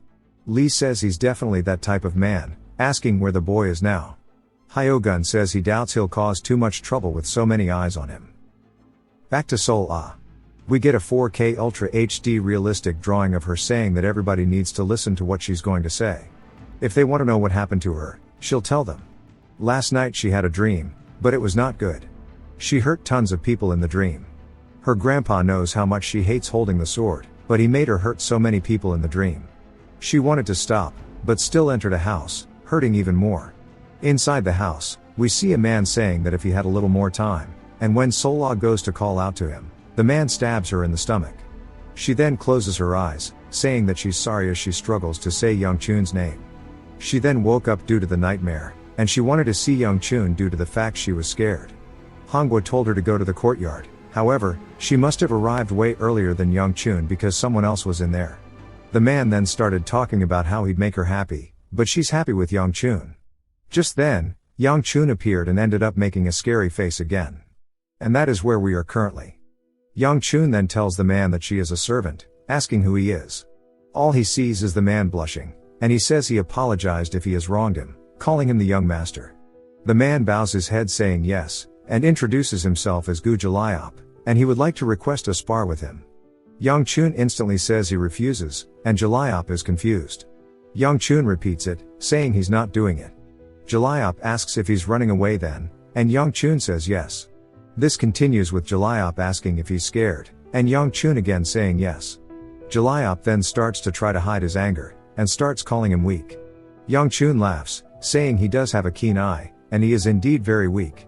Young Chun says he caused a mess when he fought his sister, and that he doesn't want to make the same mistake by fighting some random guy. He turns, saying that he'll head off then, only to run into Lee, asking why he doesn't accept it, saying that he came from very far. Young Chun asks what he's doing here, and then we see Jalayop bowing to him. Lee says it's been a while. Young Chun asks if he knows him, and Lee asks if he doesn't remember that he is the first elder's grandson. Young Chun says the more he looks at it, the more he can see the resemblance. Lee then asks Jalayop if he's here to fight Young Chun, and he says yes, but he's avoiding him. Young Chun says he's only here to hit on girls. Lee asks him if it is an order from the first elder to do this. Young Chun says that makes sense, and it's all just politics in the end. It is a well-known fact that the first elder is an ambitious man, waiting until Young Chun inherits the clan and then trying to make him a puppet. However, after seeing him, who he thought was useless, defeat Yonseo, and mess up his plans, he must have been trying to stop him by sending his grandson here. Young Chun then says again that he has no intention of fighting him. Lee tells him to just do one match, and Young Chun says it's obvious he would lose, so why would he waste his time? Lee smiles, saying it's just a hunch that he won't actually lose. Young Chun says just at a glance he can tell that he's stronger than Yonseo, and he doesn't want to fight, he doesn't want to get into a losing battle or mix up in politics. As he goes to leave, Jalayop grabs onto Sola's hand, telling them all to wait. He tells Sol Ah that he feels that Young Chun is undeserving of her, and if he comes to her, him instead. But before he can finish his sentence, Young Chun calls out to him, telling him to remove his hand and follow him, and he'll accept this stupid match of his right now. We see Young Chun squaring up in the ring, saying that he's starting to regret this. Lee pats his head, telling him not to be like this. And this kind of fight, with other martial artists, will be sure to help him improve. Young Chun says, yeah, and since it's turned out like this, he needs to do a favor whether he wins or loses. Lee says he has zero reason to do that, and the loss will only be his after all, saying that he is the future clan head. Young Chun says he thinks he's mistaken, as he has no intentions of becoming the clan head. Lee is surprised and asks him what he's talking about, saying who else could become the head other than him. Young Chun says he already gave up all hopes on becoming one in his past life, but it seems like people think that he wants to become the clan head. He says he's going to roll on the ground and surrender if he won't do him the favor. Lee says he's so far from adorable, but he has one condition as well, and he'll only do him the favor if he wins. Jaliop asks him if he's all warmed up, and then Young Chun says somewhat. Jaliop then apologizes, and Young Chun asks what he's talking about. Jaliop laughs, saying he did too much in their duel last year, and that he never would have thought he would have been bedridden for a month. Young Chun says it was so long ago he doesn't even remember it. Jaliop says he thought back then that he was too weak, and he did hear that he won against Yonseo, but he thinks it's just a coincidence. But his grandfather does not think so, but he does not like to harass the weak. But there's something he dislikes more than that, and that is if someone weak were to become the clan head, as we see him releasing his aura, attacking the ground. Jaliop then calls out to Lee, saying that he would also like something if he were to win this duel. Lee says it's only fair, asking what he wants. Jaliop says he wants that maid, talking about Sol Ah. Young Chun starts to laugh, and gets angry, while cracking his knuckles. Lee laughs, saying okay, telling them to start the duel. Young Chun also begins to release his aura, and he asks Jaliop what he's waiting for. Jaliop says it's only polite that the weaker opponent is to attack first. Young Chun asks if he's talking about him, asking if that's why he's so afraid. Jaliop says that he's certain that he's better than him, whether it's in inner energy, speed, or strength. But there's an overwhelming aura coming from Young Chun that he doesn't know what to think of. He's so full of flaws, and he's sure he's trying his hardest to deal with the energy he's exuding right now. He starts to inhale even more copium, saying that is the only thing that makes sense, and that he will run out of energy faster since he is less. As Young Chun's aura dissipates, he says he's sure of it now. Young Chun gets into a stance, asking him if he can attack first. Jaliop says yes, telling him to come, but right before he can finish his sentence, we see Young Chun, already in the air behind him, coming in with a kick. Jaliop turns, only to narrowly dodge Young Chun's kick. Jaliop laughs, saying it was a good move, but he's too slow. While he's yapping, Young Chun channels aura into his hand and smacks him in the face. This attack catches Jaliop by surprise. Then, Young Chun takes the sky above him, coming down with another kick, this time connecting directly in the face, causing him to crash into the floor, breaking some of the arena. We see blood pouring out of his mouth, and Young Chun tells him to get up while he's letting him. That way he won't cry that he was ambushed after the fight, and then asks him if he's already done. Jaliop says he's sorry for having underestimated him, and he was lacking. Young Chun says okay, and that means they're done here. Jaliop releases his energy once more, this time focusing onto his blade, saying that he is yet to attack.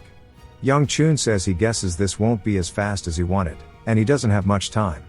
Usually, he would utilize his energy by exuding it like he's doing, but in order to fight someone stronger, he needs to embody the energy within himself to reinforce his body. However, he can't handle the energy like that yet, and if he pushes too much, he might suffer energy deviation. He has 7 minutes to finish this fight. He says the sword technique that Jaliop uses starts and ends with the utilization of friction force between the sword and sheath. He then sees his hand slightly twitch and realizes it's time to move. As we see Jaliop close the gap, dashing past him within an instant, releasing a devastating attack. But he doesn't stop there, as Young Chun avoided it, so he turns back around, instantly going for 3 more follow-up attacks, which Young Chun manages to dodge by doing some crazy acrobatics. Young Chun says that his movements and techniques are very fluid into one another, and he can tell that he's well trained. But that also means that if he cuts him off, he won't be able to do anything. We see him put his hand on his chest, and he begins to circulate his aura. Jaliop doesn't give him the chance, coming up from behind. But it's too late. Yang-chun clenches his fist, and an explosion comes out from behind him. The split moment when he exudes all of his aura energy is enough to end this fight, as we see Jaliop wondering how he's able to put this much energy out. Then within the next second, we see him starting to cough up as his face is strained, after he received a heavy blow to the stomach, which took him off of his feet. We see Yang-chun absolutely send Jaliop flying into a wall, shattering it. He starts to ask him if he knows what he hates the most. He says he doesn't care whether they insult him or act like shit, or try to take his clan head position. He doesn't care about any of that, but he tried to take what he should not have even thought of taking, and that is what he absolutely despises. He doesn't like the fact that he thought he was even deserving of her. He wants to break his arm so he can never try something like that again. He starts to reach out to his arm, saying that should definitely be enough. But Lee puts his hand on his shoulder, telling him that he did good work, and they can stop here. You can see the remnants from their fight. Lee tells him that he was too harsh, and Yang-chun says he should have been prepared for that much. He got up on his own and went home after, so surely that means he's fine. Lee asks if he's not worried about the first elder finding out about this. Yang-chun says he doesn't care about becoming the clan head anyway. Lee tells him not to say that, asking who else but him could become the head. As he and Lee talk, Sol-ah wonders if she'll get more food if she were to become the head, and they say yes. Then she says she's going to become the main character. Lee says that this isn't something they should be joking about, and Yang-chun goes to say that it doesn't really matter, and that she's probably going to get really strong. But then he wonders when she's going to even start learning to wield the sword. She was called the direct disciple of the Sword Supreme, she must have been taught by him, but she's learning chores all day, and he's never even seen her near a sword. He doesn't think she's always been this smooth-brained, either. He starts to remember what it was like when he met Sol-ah this winter but says that he can't remember it, and it should not have been something that was so easily forgotten. We see Sol-ah asking him if he's okay. She says that she knows he hurt his head in the fight, and then he should make her the clan head before he goes to the heavens. Yang-chun smacks her on the back of the head. Then Lee stands up, saying that they can talk about it later, and he's sure they're tired, so rest well. Yang-chun asks him where he thinks he's going, saying that he needs to keep his end of the promise while laughing. Lee asks him what he wants, asking if it's money or food. Yang-chun says he doesn't want something as trivial as that and he's sure he's powerful enough to help him with something really difficult. Lee asks what he wants, and Yang-chun points out to his side, saying that he wants him to send him to Sichuan. Lee is confused, and Yang-chun says he can do that much at least since he's an elder. Lee asks him why he doesn't just go on his own. Yang-chun is confused, and Lee says he was worried about the kind of favor he was gonna ask, and that he guesses he was worried for no reason. Yang-chun says that he wanted to go to Sichuan, not the market or town, and he should know that the only son of the Gu clan shouldn't be going around wherever he wants. Then he must have an important reason to go somewhere that far. Lee tells him that he can just attend the Tang's weapons exhibition. Yang-chun is surprised that he didn't think about it first.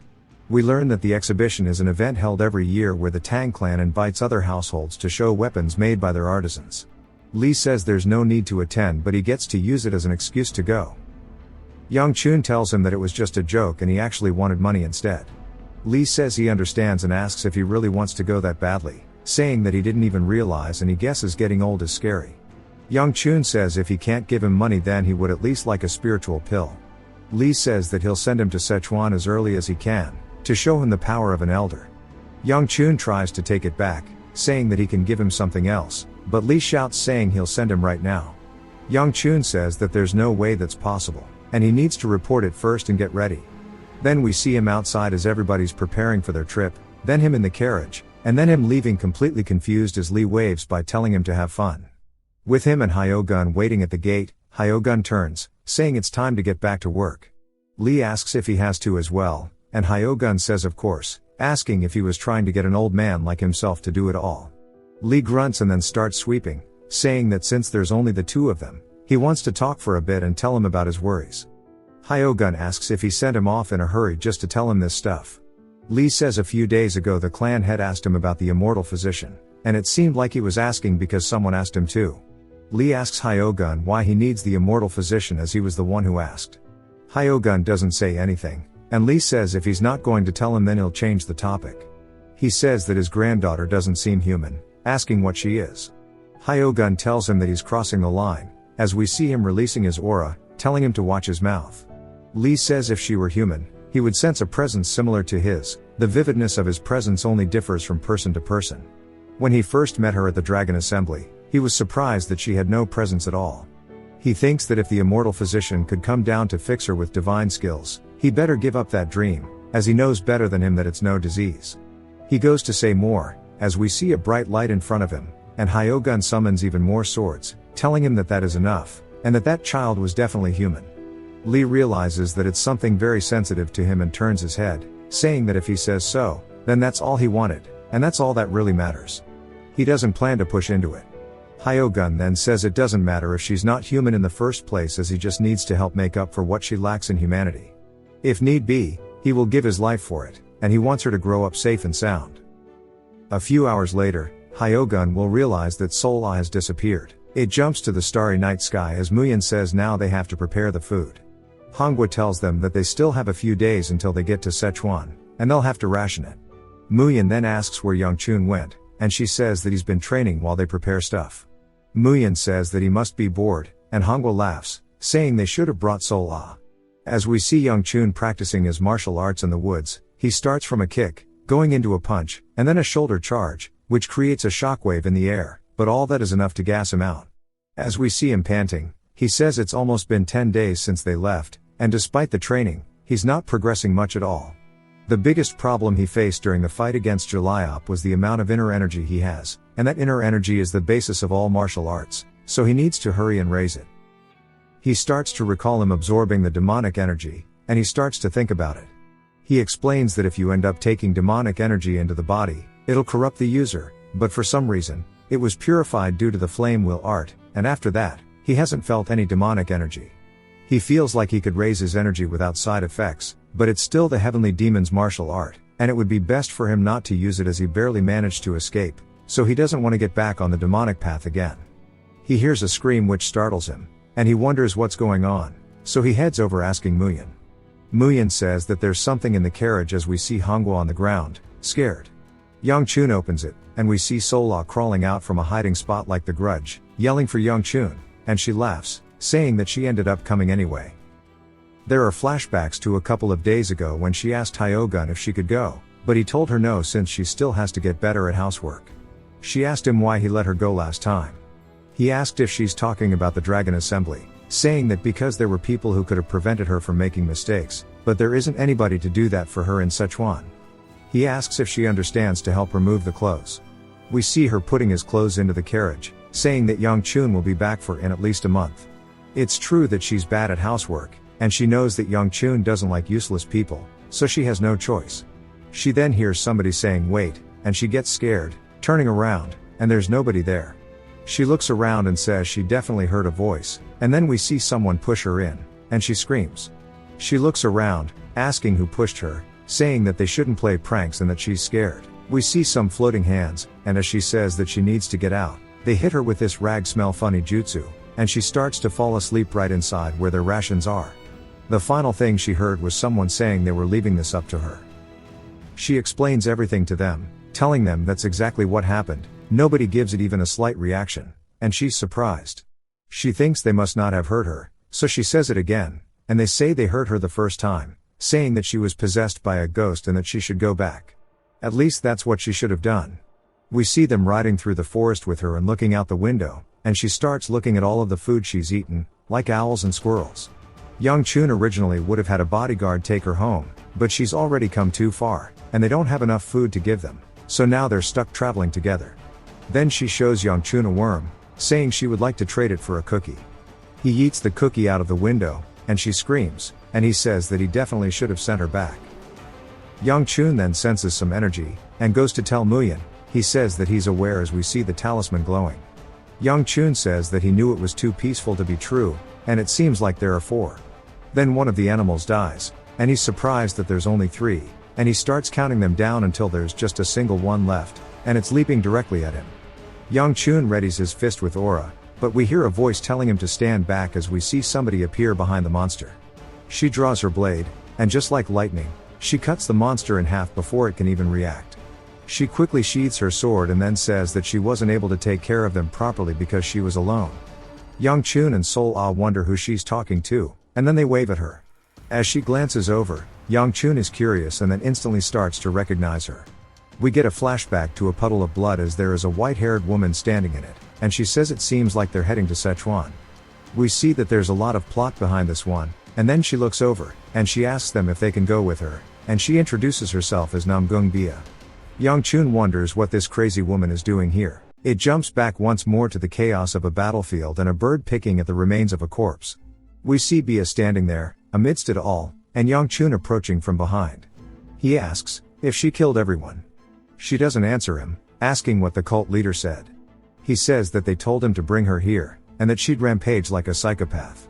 She says that last part was definitely added on by him, and she doesn't want to catch a stray. He says he's surprised that she could understand that much, and tells her that it's time to go. She starts walking, and he says that's the wrong direction, telling her to go left. She instantly turns to her right, and he asks her if she's all there upstairs, then sighs, saying not to do anything weird and to follow him. This is making him tired.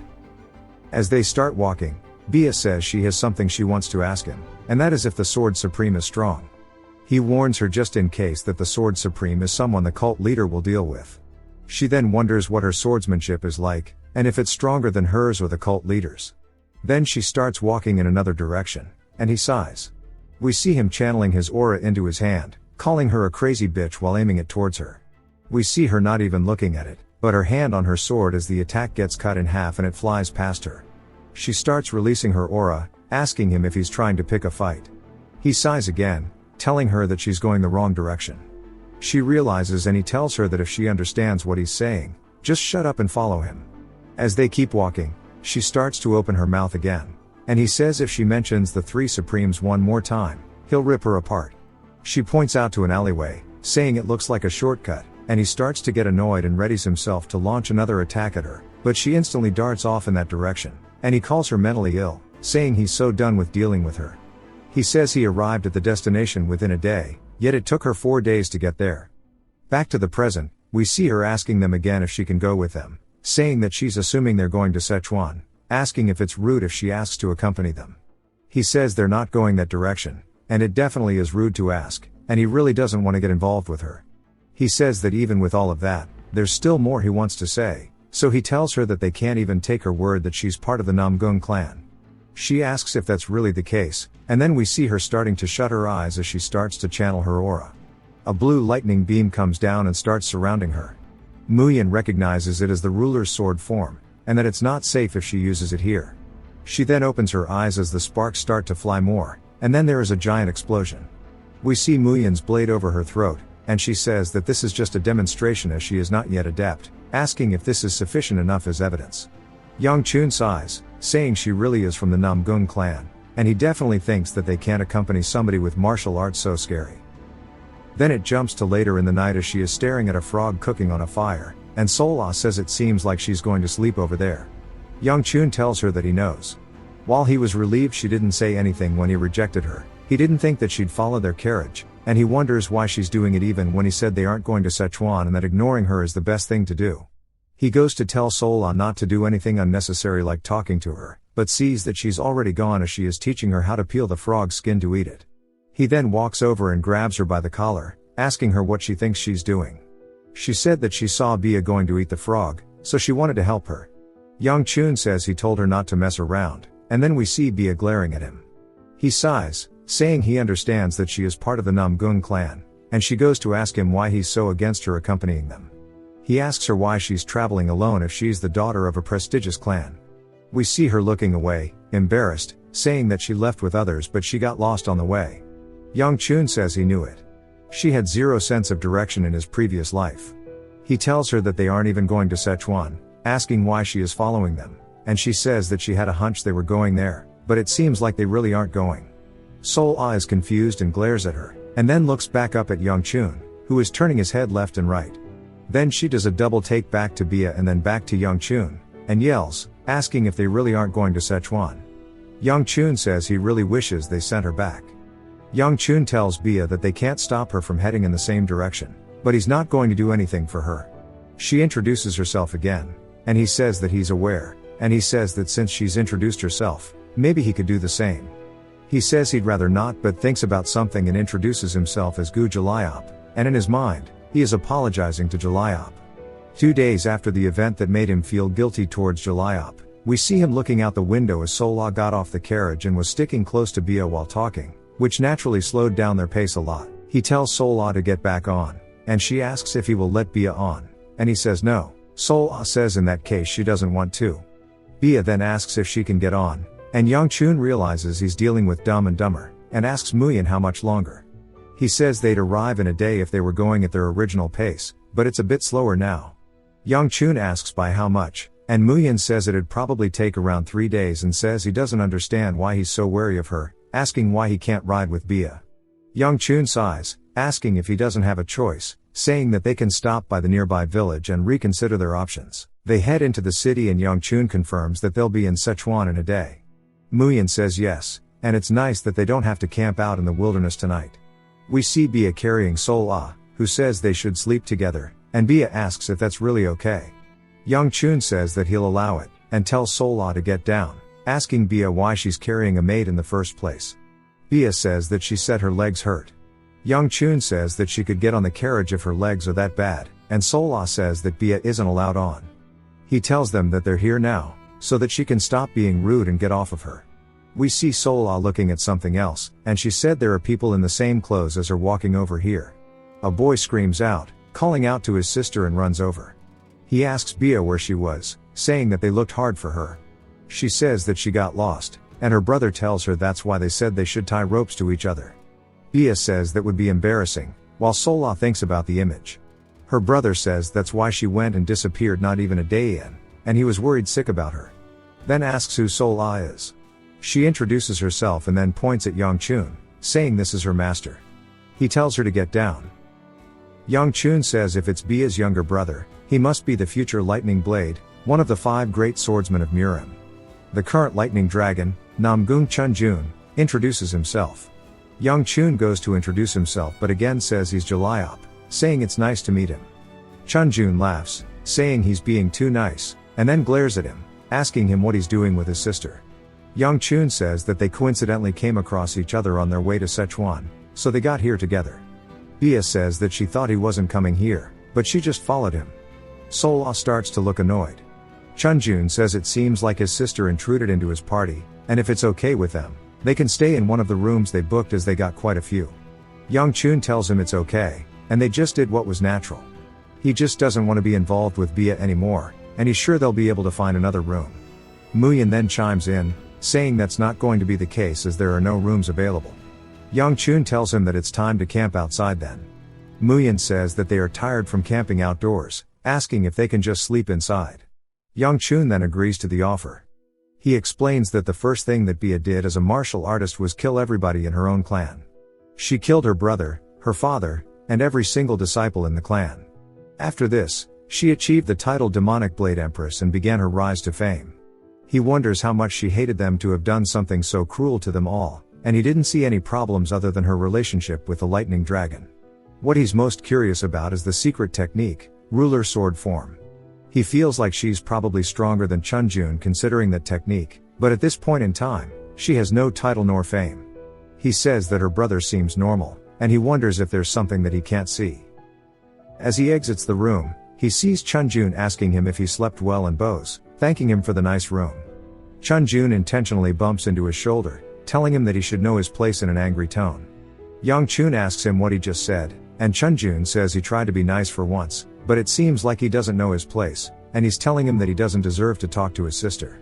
He doesn't know how he managed to seduce his innocent sister, but if that happens again, he will cut him in half along with the bitch that was on her back. We see Bia come out of the room, and he instantly changes his personality, laughing, saying that he's glad he slept well and he's glad to help someone of the Gu clan. Then he pushes his sister, telling her it's time to go have breakfast while laughing. Youngchun looks tired, saying that everybody in her family must be insane. As he exits, Muyin asks him if he slept well and goes to tell him about the Namgung clan, but Youngchun says not to mention them, asking when they are going to leave. Muyin says they've already finished preparations, and they'll be able to leave right after eating breakfast. Youngchun says he's so relieved that Muyin is a normal dude, and he wants to get away from everybody in the Namgung family as quickly as possible. As soon as he enters, he sees Bia saying she's sorry for not saying hi earlier, and Sola obviously munching away, saying that the dumplings here are gas, and Young Chun asks them if they really will have to eat together. He sits down, telling Bia that it's okay for Sola to eat with him, but she shouldn't be here, and that she should go be with her family. Bia says she just sat wherever was closest, and Young Chun says that her brother is glaring at him like he wants him dead.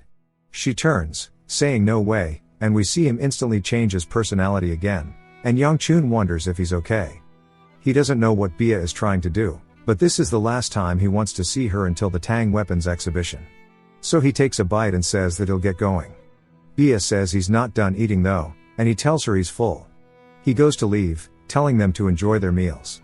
She starts to smell something foul and covers her mouth, trying not to gag as we see her brother calling out to her. He asks her why she's sitting all the way over here rather than with them. She turns and looks at him and can tell that his true nature is much scarier than he leads on, so she tells him that it was just more convenient. He tells her to sit with him next time and sighs. She says okay and watches Young Chun leave. And she starts to get up, and he tells her that she's not done eating, asking where she's going. She says that she's going to go rest in the carriage. He starts to glare, and he sees her joining Young Chun's group, and he starts cracking his fingers, saying he hates it when people interfere in their relationship. Bro is from Alabama. Back in the carriage, Young Chun asks Bia why she's still following them. She says that she's not following him, rather she's accompanying him. He sighs, saying they can put it that way, asking why she got on this one rather than her brothers. She goes to explain, and then Sola jumps in, saying that she brought her here and she's super excited about it. Young Chun glares at Muyin, telling him to get them both out of here, and he laughs, saying they'll end up getting off by themselves at some point, as they have just arrived in Sichuan. We learn more about the Tang clan, which is an extremely prestigious Orthodox clan that has had their roots in the Sichuan regions for centuries.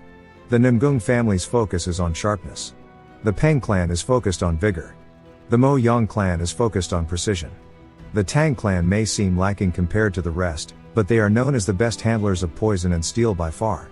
The Tang weapons exhibition is the result of that confidence. He only has 3 days to find the treasury, as that is when the exhibition will end. All he knows is that it is here in Sichuan and the general area it is in. We see Sola running around the room like Sonic, and Young Chun looks around at the wide area, wondering how he's meant to find it when there's so much space. He says if he can't find it, he might have to resort to leaking it to the beggar sect, so he has to hurry. He hears Sola screaming, which surprises him, and he wonders what she's doing here. She says this is her first time being so high up, and the wind here is much different than down low. She smiles warmly at Young Chun, telling him to look as the fireflies are dancing under the moonlight. She then looks behind him, saying that Bia also told her about the pretty lake over there, and she drags him over, saying they can go get a closer look together. They both head down to it, and we see there are a lot of flowers around. He says it really is just as she said, and asks how large a clan has to be for there to be a forest inside of it. Sola starts to laugh and calls out to him, as she is holding up 2 flowers, asking him where she thinks he's hiding. He tells her to cut it out, and she says she just wanted to cheer him up, and he says that it's not something she can help with, so to quit worrying. She says that maybe if he tells her, she might be able to help. He then asks her where someone who is trying to hide valuables would put them. She asks why they even needed to hide it, calling them mean. We then hear somebody calling out to them, asking them who they are, as she says outsiders are not allowed here. We see 2 familiar moles under her eye, and Young Chun says he forgot about her, the one who single-handedly stopped the swarm of several thousand demonic humans attacking Sichuan.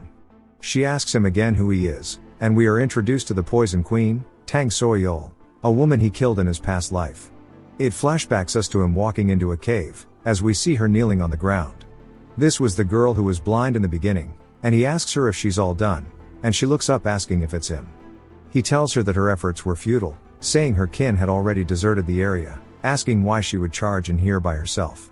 She says she knew nothing would change, and then he asks her why she did it.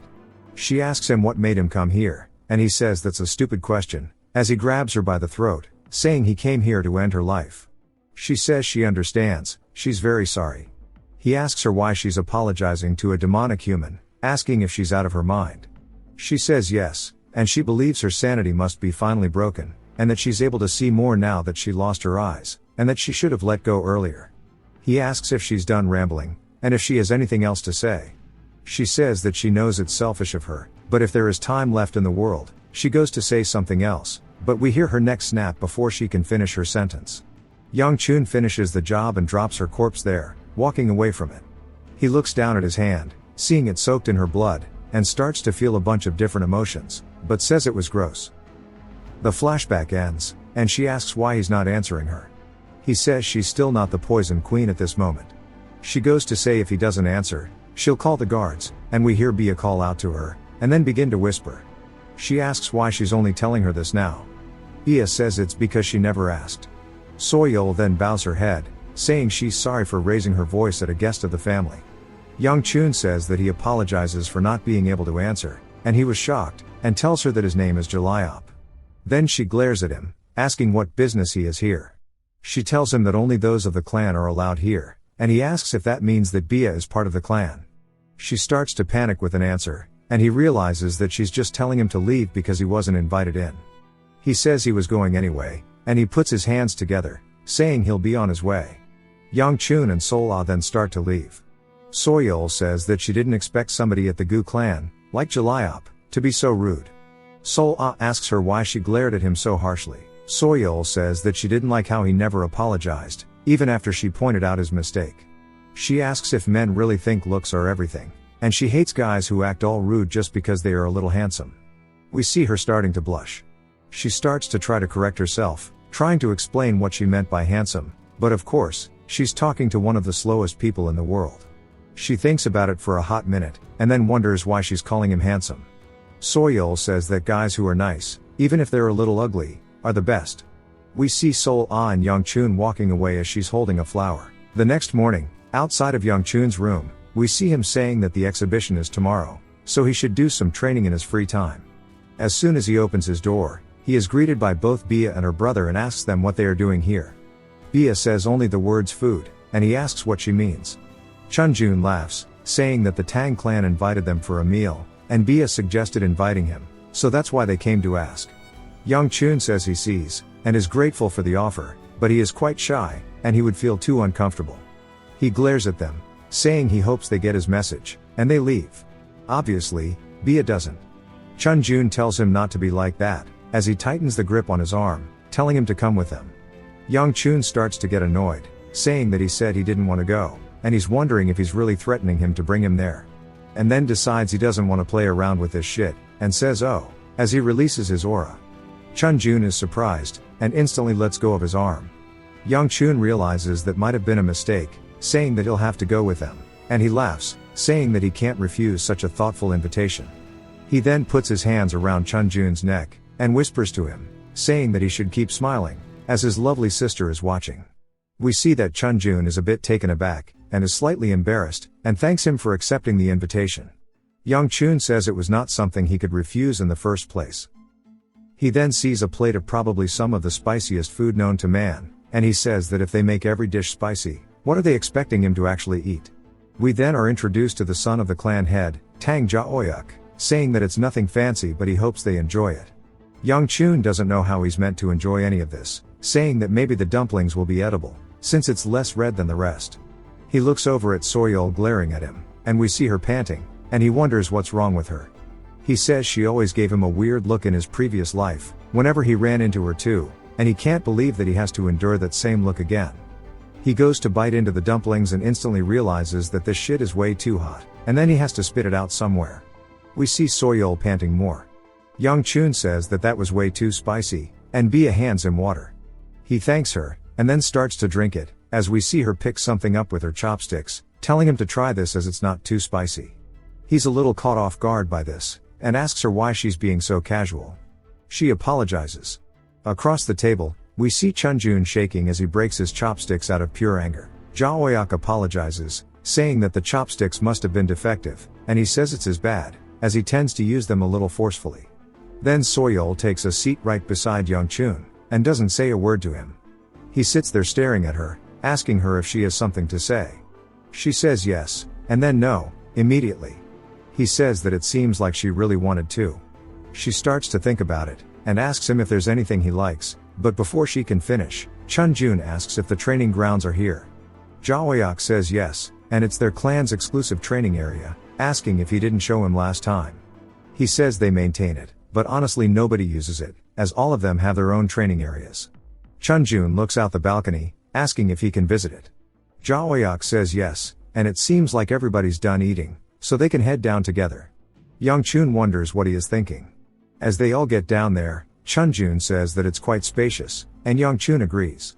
Jaoyak says that their ancestors thought the larger the better, but he doesn't really get it. Chunjun laughs, saying he's sure there was a deeper meaning behind it. Jaoyak then says that Soyul used to use it often, trying to beat him up, but now that she's grown up, she doesn't want to fight him anymore.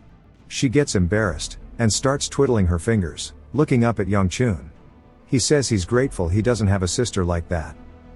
Then Chunjun points a wooden sword at Youngchun, saying that now that they've eaten, they should digest a bit, and asks Youngchun how a spar with him would sound.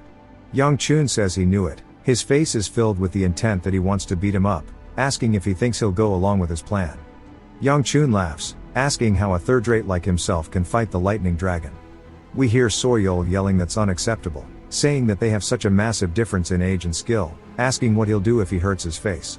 Chunjun says it's alright, as neither of them will use their internal energy, and it'll be more like a mentoring match, asking Youngchun if that sounds okay.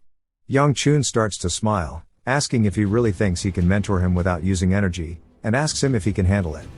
Chunjun asks what he means, and Youngchun repeats himself, asking if he thinks that his skill is good enough for that.